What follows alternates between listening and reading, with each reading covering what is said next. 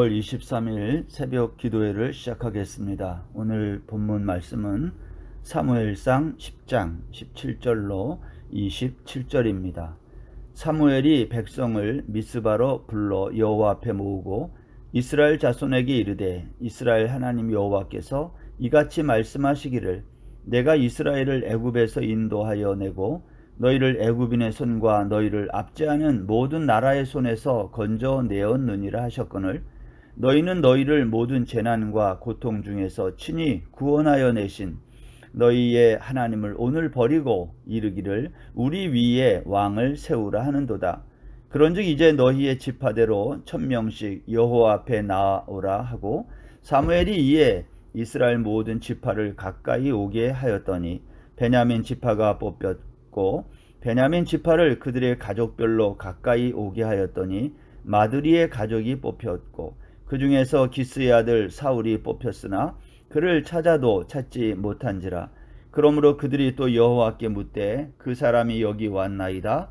여호와께서 대답하시되 그가 짐 보따리들 사이에 숨었느니라 하셨더라.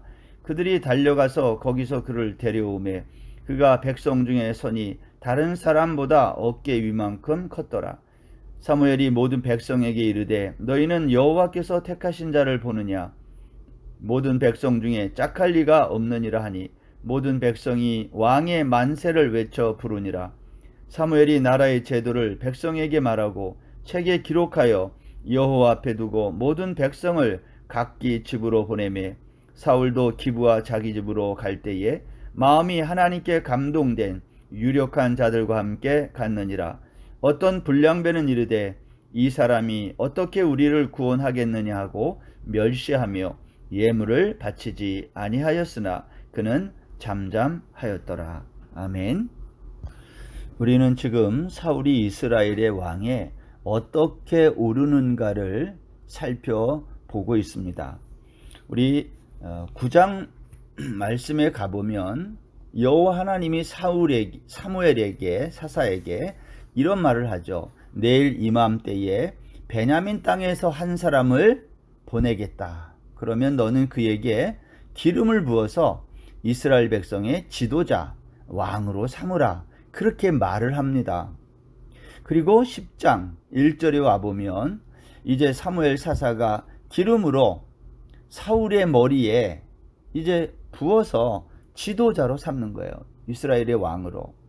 그런데 10장 1절 이하에 쭉 읽어보면 사무엘이 기름을 사울의 머리에 부어서 왕으로 삼는 그 일을 한 다음에 사울에게 3가지 앞으로 일어날 징조를 말해요. 그 첫 번째 징조가 뭐냐? 너는 지금 이제 나를 떠나 길을 가다 보면 2 사람을 만날 것인데 그 2 사람을 통해서 네가 찾던 암나기를 찾았으니 걱정하지 말라. 그러한 말을 듣게 될 것이다. 그리고 조금 더 가다 보면 베델로 올라가는 3 사람을 만날 건데 그 한 사람은 염소 새끼 3을 이끌고 그리고 한 사람은 떡 3덩이를 가졌고 또 한 사람은 포도주 한 가죽 부대를 가졌는데 그 사람들이 너에게 문안하고 떡 2덩이를 줄 것이다. 그러면 너는 그것을 받으라. 여러분, 왜 하나님은 사무엘 사사를 통해서 이러한 징조를 앞으로 일어날 일들을 사울에게 이렇게 세밀하게 말해주는 것일까요? 이런 거죠. 하나님이 너를 이스라엘의 지도자로 삼는 것은 그냥 아무렇게나 되는 것이 아니라 하나님의 세심한 인도 가운데 이 일이 진행되고 있음을 경험하라는 거 아닐까요? 3번째 징조를 또 이야기하는데요. 3번째 징조는 뭐냐면 하나님의 산에 내가 이르게 되면 그곳에 블레셋 사람들의 성읍으로 들어가게 될 것이다. 그때 산 당에서 비파와 소고와 저와 수금을 앞세우고 예언하며 내려오는 선지자 무리를 만나게 될 것이다. 그때에 너에게 여호와의 영이 크게 임하고 너는 예언을 하고 변해서 새 사람이 될 거다.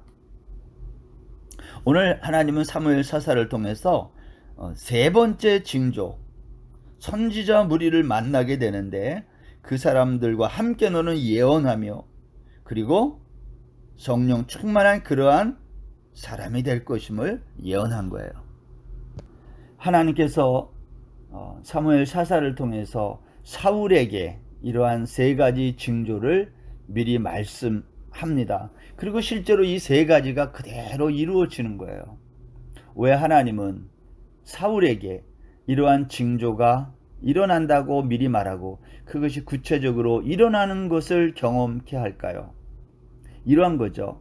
너는 어떻게 하다가 왕이 된 것이 아니라 하나님의 선택과 하나님의 세심한 인도 가운데에 이스라엘의 첫 번째 왕이 된 사람이다.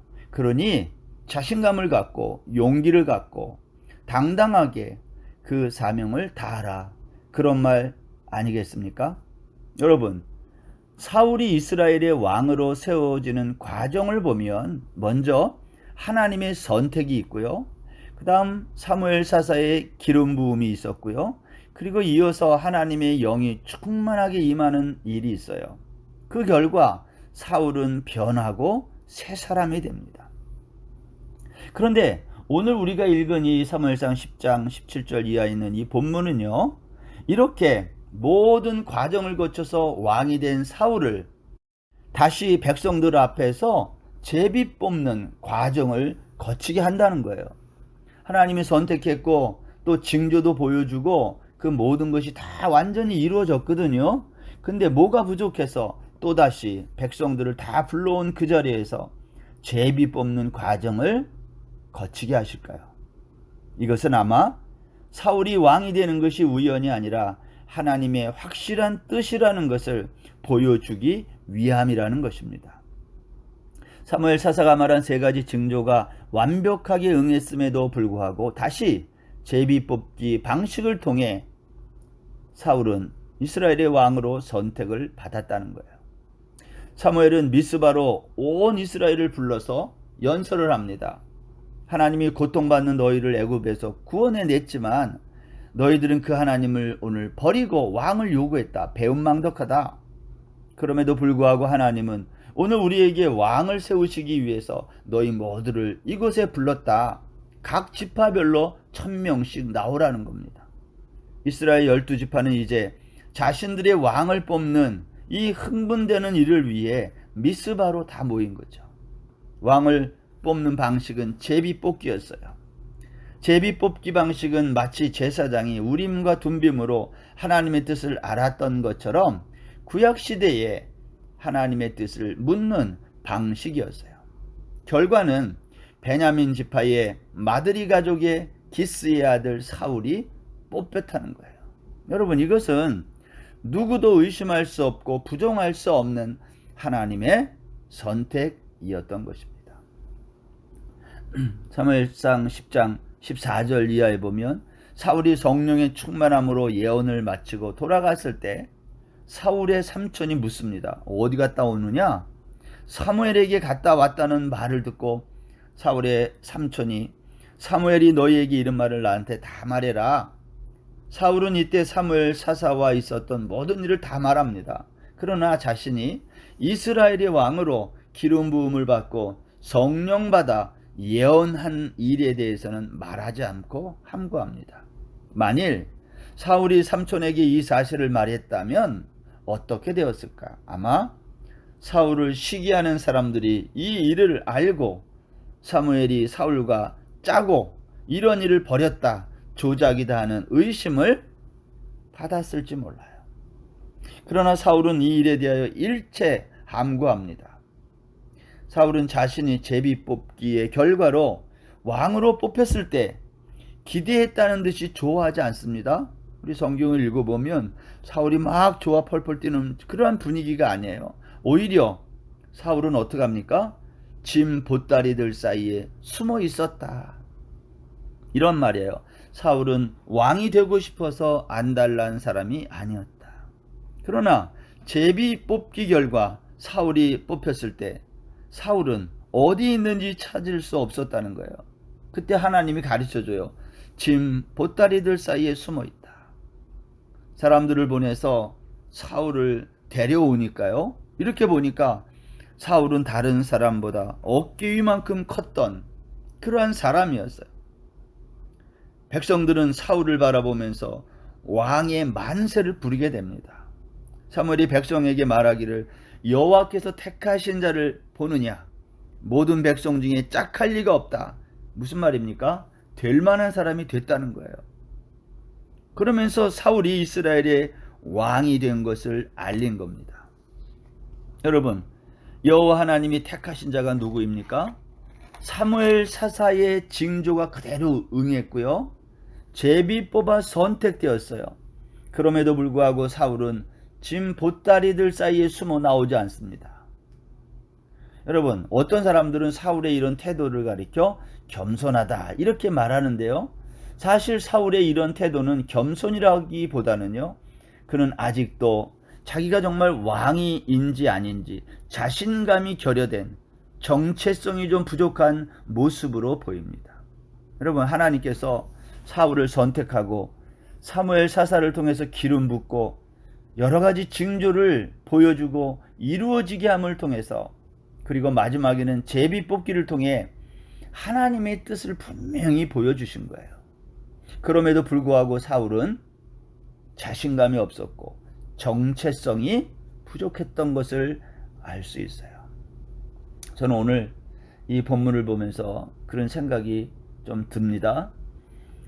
하나님의 백성은 어떤 자세로 살아가야 될까? 하나님은 우리가 하나님의 자녀이고 백성이고 왕 같은 제사장이라고 우리를 그렇게 말씀해 주셔도 우리는 늘 정체성의 혼란으로 이 시대를 방황하며 살 때가 참 많이 있어요.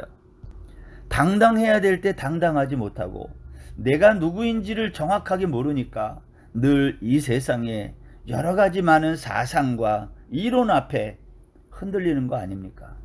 눈에 보이는 이 세상 앞에 우리가 얼마나 많이 혼란스러운지 알 수 없어요. 왜 그럴까요? 하나님은 오늘도 우리를 사울을 왕으로 삼기 위해서 그에게 자신감도 주고 또 간증도 주고 정체성을 확실하게 하기 위해서 징조도 보여주시고 제비 뽑아 선택했던 것을 우리가 잊어서는 안 돼요. 여러분, 우리가 신앙생활하면서 간증이 있어야 된다, 그런 말을 할 때가 있어요. 여러분, 신앙생활에 간증이 왜 필요할까요? 하나님의 말씀 그대로 이루어지는 것이 우리에게 반드시 필요합니다. 무엇 때문에?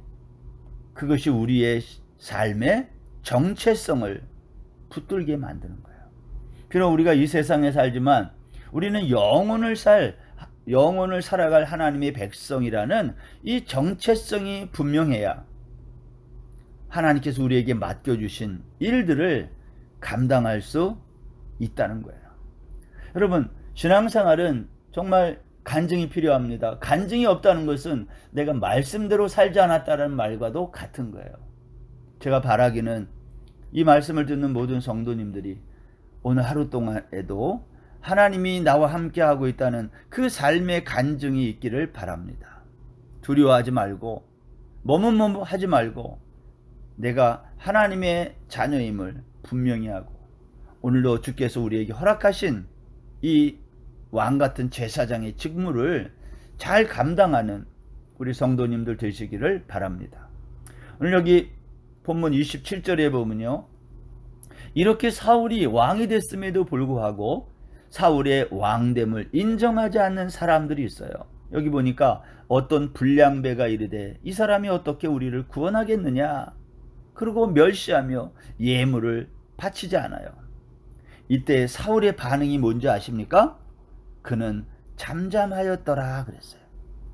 여러분, 사울이라는 새로운 왕의 등장에 대하여 기존 사회 집단과 경제적 이익 집단들은요 인정하지 않았어요. 사울은 작은 베냐민 지파 출신이거든요.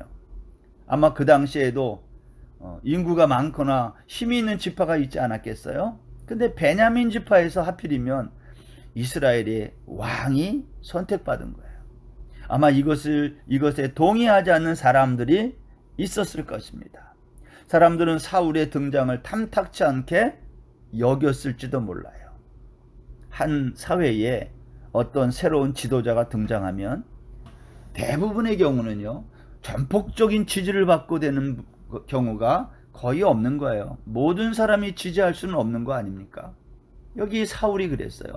비록 하나님이 선택하고 사무엘 사사가 기름 붓고 징조가 다 응하고 간증도 있고 제비 뽑아 선택되어서 누가 보아도 분명한 왕이 있지만 반대하는 자들이 있다는 거예요. 여러분, 신앙생활 할 때에 내가 하는 어떠한 일들을 반대하는 사람을 만날 때 여러분 낙심하지 말고 흔들리지 않기를 바랍니다. 나의 정체성을 분명히 할 필요가 있어요. 나는 하나님의 백성이고 자녀임을 확신하고 하나님이 나에게 주신 그 말씀대로 그 길을 걸어가는 거예요.